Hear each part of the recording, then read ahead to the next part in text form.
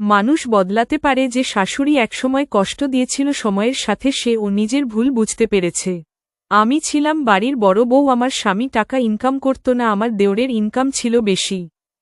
আমার স্বামী ছিল অসুস্থ, অল্প টাকা ইনকাম কত, তাই আমি সারাদিন বাড়ির সমস্ত কাজ করতাম। দেওরের কাপড় ধোয়া, দেওরের বউয়ের কাপড় ধোয়া, শাশুড়ির কাপড় ধোয়া, বাড়িঘর ঝাড় দেওয়া, পরিষ্কার পরিচ্ছন্ন রাখা, সমস্ত কাজ সেরে রান্না বান্না করা, দেওরের জন্য টিফিন করে দেওয়া, সমস্ত কাজ আমি করতাম। তারপরেও দেওরের বউ আর শাশুড়ি মিলে আমার উপর অনেক অত্যাচার আমি শেষ হলেই সহ্য করে নিয়েছি। রান্না করতাম ঠিকই, আমি যখন খেতে বসব তখন কোন কিছু থাকত না। অনেকদিন এমন হয়েছে জল খেয়ে সারাদিন কাটিয়ে তারপরও আমি সবার সঙ্গে হাসিমুখে থাকতাম।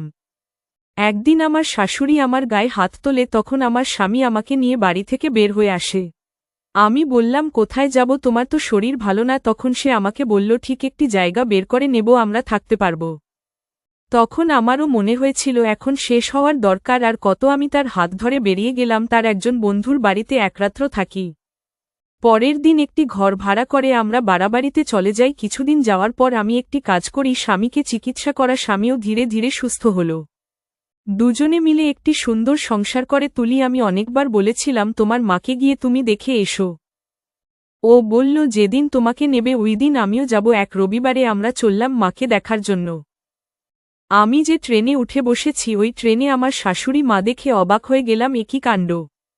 হঠাৎ দেখে অবাক হয়ে যাওয়াটাই স্বাভাবিক। আমি বললাম, আপনি এই ট্রেনে কেন, আপনি কি কোথাও গিয়েছিলেন? বলল, না রে মা।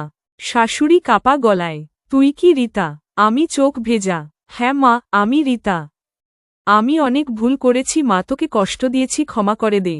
আমার চোখে জল, কিন্তু মনে আর রাগ নেই। আমি ধীরে বললাম, মা, সব ভুলে গেছি, আপনি কেমন আছেন?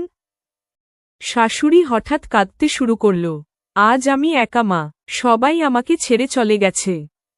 আমি তার হাতটা ধরলাম, বললাম, চলুন মা, এবার আপনি আমার সাথে চলুন। আমি বললাম, আমরা তো আপনার সঙ্গে দেখা করতে যাচ্ছি, ভাবতে পারছি না এই টেনে দেখা। তারপর মা ছেলের হাতটা ধরে বলল, বাবা ক্ষমা করে দেবে। ছেলে বলল, আমাদের এসব মনে নেই, চলো এবার আমাদের সঙ্গে। তারপর পরের টেনশনে নেমে যাই, আবার বাড়ি ফেরার ট্রেন ধরে মাকে নিয়ে বাড়ি চলে এলাম। সম্পর্ক ভেঙে গেলেও আবার গড়া যায়, ভালোবাসা আর সহানুভূতি থাকলে ভাঙা সম্পর্কও নতুন করে শুরু হতে পারে।